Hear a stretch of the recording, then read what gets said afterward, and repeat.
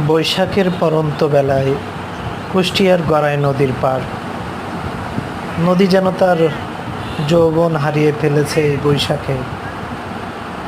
নদীর ওপারে ধুধু বালির চর।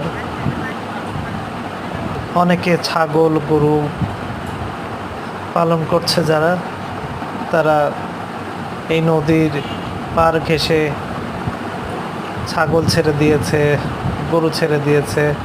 অনেকে আবার গোসল করে, কেউ কেউ ঘুরতে এসেছে।